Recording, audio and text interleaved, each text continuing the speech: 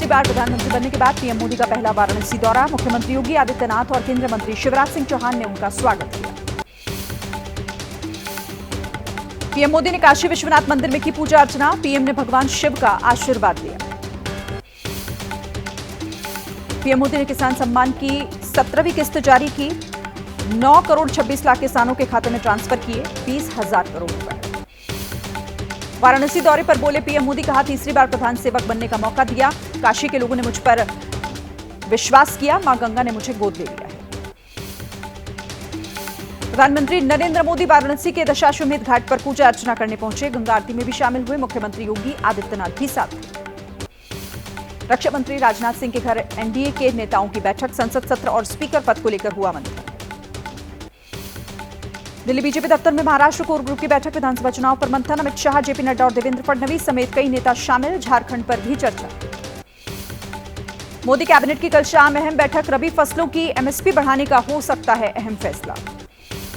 चुनाव नतीजों के बाद राहुल गांधी का पहला इंटरव्यू। बोले मोदी की विचारधारा और उनकी छवि नष्ट। नरेंद्र मोदी सरकार को टिकने के लिए संघर्ष करना होगा। प्रियंका गांधी के वायनाड से चुनाव लड़ने का वायनाड कांग्रेस कमेटी ने स्वागत किया। पार्टी नेताओं ने बैठक में चुनाव लड़ने को लेकर प्रस्ताव पास किया। राहुल गांधी के वायनाड सीट छोड़ने पर सियासत भी हुई तेज। बीजेपी ने बताया पूरे केरल का अपमान। कांग्रेस बोली राहुल के फैसले से जनता खुश है। प्रियंका गांधी के उपचुनाव लड़ने पर बोले रॉबर्ट वाड्रा, कहा पूरे परिवार ने एक साथ निर्णय लिया। अपने काम के लिए मेहनत कर रही हैं प्रियंका। सेबी को शिकायत देने पहुंचे इंडिया गठबंधन के नेता। चुनाव नतीजों के दिन शेयर मार्केट गिरने को लेकर शिकायत दर्ज कराई। सेबी से जांच करने की मांग की है। हरियाणा में कांग्रेस को लगा बड़ा झटका। पूर्व सीएम बंसीलाल की बहू और विधायक किरण चौधरी का इस्तीफा। कल सुबह बेटी श्रुति के साथ बीजेपी में शामिल हुई। हिमाचल प्रदेश के सीएम सुक्खू की पत्नी को कांग्रेस ने दिया टिकट। देहरा विधानसभा सीट से उपचुनाव लड़ेंगी कमलेश ठाकुर। नीट विवाद पर फिर सुप्रीम कोर्ट में हुई सुनवाई। सुप्रीम कोर्ट ने एनटीए को नोटिस जारी कर 8 जुलाई तक जवाब मांगा।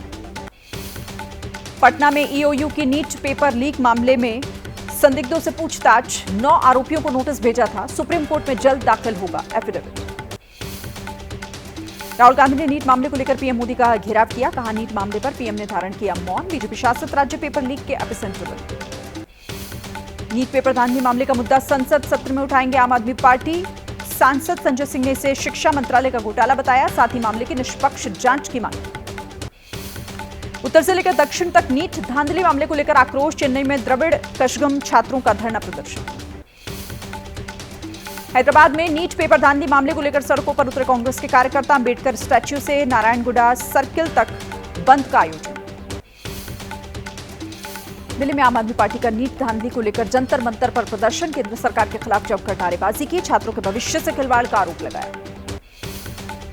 हैदराबाद में नीट पेपर मामले को लेकर छात्रों ने खोला मोर्चा। सरकार के खिलाफ प्रदर्शन किया। मामले में इंसाफ की मांग की। हैदराबाद में भी आरएसएस स्टूडेंट विंग का विरोध प्रदर्शन। नीट मामले को लेकर छात्रों में गुस्सा। मुख्यमंत्री ममता बनर्जी की बीजेपी सांसद अनंत महाराज से मुलाकात। करीब आधे घंटे तक चली बैठक। सियासी गलियारों में बढ़ी हलचल। पश्चिम बंगाल के उत्तर 24 परगना में बीजेपी की फैक्ट फाइंडिंग कमेटी का दौरा। चुनाव के बाद हुई हिंसा पीड़ितों से मुलाकात। पश्चिम बंगाल के संदेश खाली पहुंचा बीजेपी डेलीगेशन। हिंसा पीड़ितों से मुलाकात कर जाना हाल। आम आदमी पार्टी के विधायक जय भगवान के खिलाफ शिकायत। बीजेपी सांसद योगेंद्र चंदोलिया ने की शिकायत। पानी मुहैया कराने की मांग पर विधायक ने लोगों को जान से मारने की धमकी दी। महाराष्ट्र कांग्रेस अध्यक्ष नाना पटोले का कार्यकर्ता से पैर धुलवाने का एक वीडियो सामने आया। अकोला जिले में दौरे के वक्त कीचड़ की वजह से गंदे हो गए थे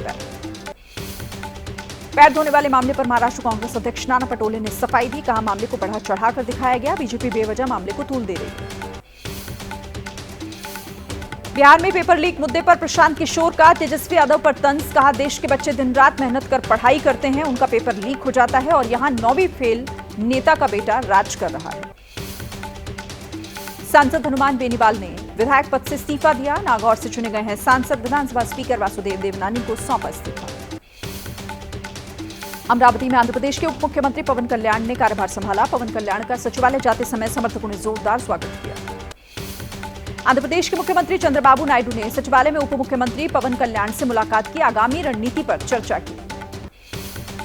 दिल्ली के पर्यावरण मंत्री गोपाल राय ने समर एक्शन प्लान को लेकर बैठक की। वृक्षारोपण अभियान पर पर्यावरण विभाग और वन विभाग के अधिकारियों के साथ चर्चा की। जयपुर में राजस्थान के मुख्यमंत्री भजनलाल शर्मा ने बुलाई बैठक। प्री बजट मीटिंग में चिकित्सा विभाग के साथ चर्चा की। बिहार के पूर्णिया में आरजेडी नेता बीमा भारती के आवास पर पहुंची पुलिस। बेटे पर रंगदारी मांगने और हत्या के लिए सुपारी देने का आरोप। बीमा भारती ने लालू यादव और तेजस्वी से मुलाकात की। मुलाकात के बाद रुपौली उपचुनाव के लिए सिंबल मिल जाने का दावा किया। बेंगलुरु में जेडीएस कार्यकर्ताओं को प्रदर्शन के दौरान हिरासत में लिया गया। पेट्रोल डीजल के दाम को लेकर राज्य सरकार के खिलाफ हंगामा किया। कर्नाटक के धारवाड़ में ऑटो ड्राइवर एसोसिएशन का धरना प्रदर्शन। पेट्रोल डीजल के दामों को लेकर कर्नाटक सरकार के खिलाफ मोर्चा खोला। छत्तीसगढ़ के बलौदा बाजार हिंसा मामले को लेकर कांग्रेस ने एक दिवसीय धरना प्रदर्शन का आयोजन किया। जिला कांग्रेस कार्यालय के पास बड़ी संख्या में पुलिस बल तैनात। बिहार के मुख्यमंत्री नीतीश कुमार के घर के बाहर विरोध प्रदर्शन। वायुसेना और भारतीय सेना में शामिल होने को लेकर छात्रों ने नारेबाजी की।